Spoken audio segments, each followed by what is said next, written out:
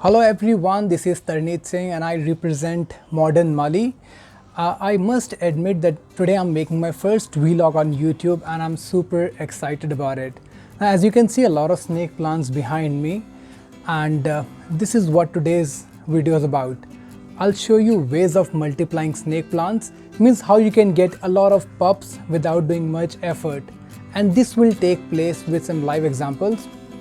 Also, in coming videos, I'm preparing some interesting topics like decorative trays with a lot of new snake plant pups, terrace shed, and very economical plant stands. So I already have the shed, I have the stands, but in coming days I'm planning to extend the terrace and I'll show you very precisely how you can customize them and you can save a lot of money, and a lot more coming on your way. So please subscribe to my channel and stay tuned.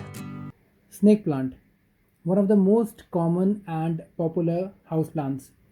Throughout my gardening days, I have been hearing that genus of snake plants are Sansevieria.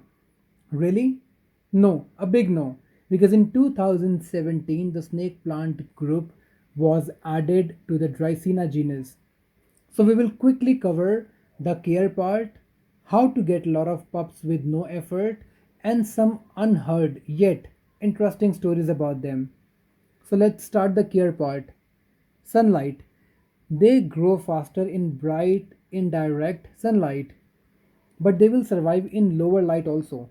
Watering in a gap of 3 to 4 days, and based on humidity and heatness in your region, this gap may go up to 6 to 7 days or may go down to 2 to 3 days. There is no special checklist for them, but still I have seen a lot of snake plants dying because of overwatering and improper sunlight. Soil should be well drained soil with no special requirement of fertilizers. Sounds like a warrior. Okay, so second topic is how to grow them faster or getting a lot of pups. Now, if you already have them, I'm sure they must be doing good, growing well, and some new pups showing up. But if you don't have them, then better buy them in winters. And I have a few reasons to say so. Now, first one, new growth. Currently, I have close to 30 snake plants, and most of them were bought during the last winter. But if I include all the new pups, the total count will reach approx 80 to 90 plus. Let me give you a small tour of my collection. Okay, so as promised you in starting of the video, I'm gonna take you through all my snake plants, the entire collection, and here we start the tour. So I'll start with the first one, which is snake bird nest, most commonly found around, and here is the black gold. I've got two of them. You see, I bought these for just $100 and now it has got two pups here, two pups here, four pups.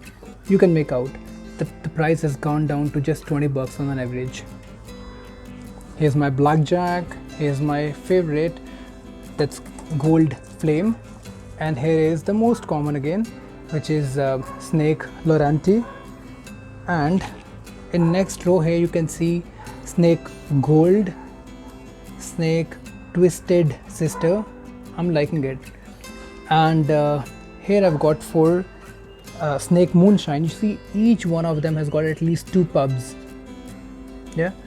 All right. And here in the last row I've got snake whalefin, also known as snake Masonian. I've got two here. Look at the fins. So these are snake Gracilius. Here's my big one, snake Slendrica, and the last one right here, snake Parva. Okay, so I'm sure you must have enjoyed the tour, and this tour reminded me of a very hilarious incident. One day I took one of my neighbors for a quick ride, and that was to nearby nursery. And after heading back home, he asked my mom, ਤੁਹਾਡੇ ਮੁੰਡੇ ਨੂੰ ਇੰਨੇ ਸਾਰੇ plants ਦੇ ਨਾਮ ਕਿਵੇਂ ਪਤਾ ਨੇ? How come your boy can remember all the plant names? Alright, so head back to business. Now, apart from new growth being economical, another important logic to buy them in winters. As a fact, I got a chance to talk to a nursery owner and came across few interesting things.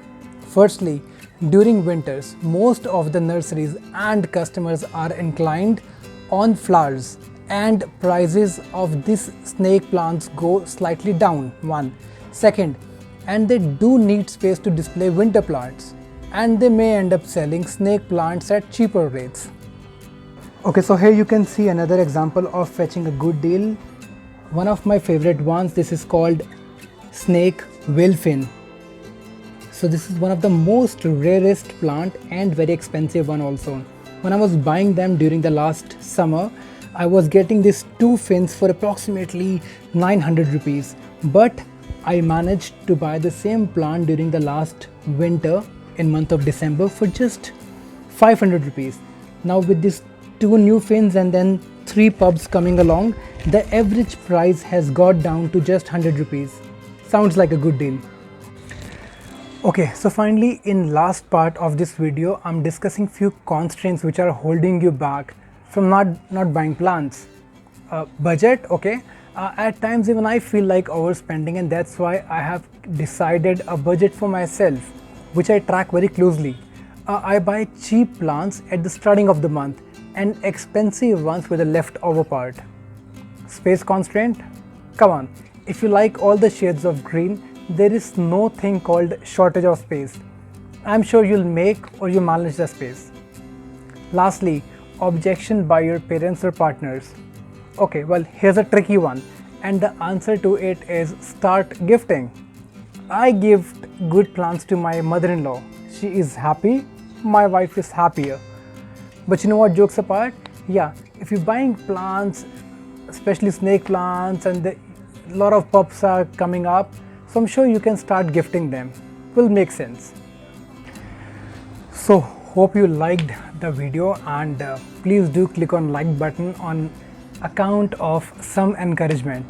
Also please subscribe to my channel if you want to stay ahead on all the upcoming videos. Thank you.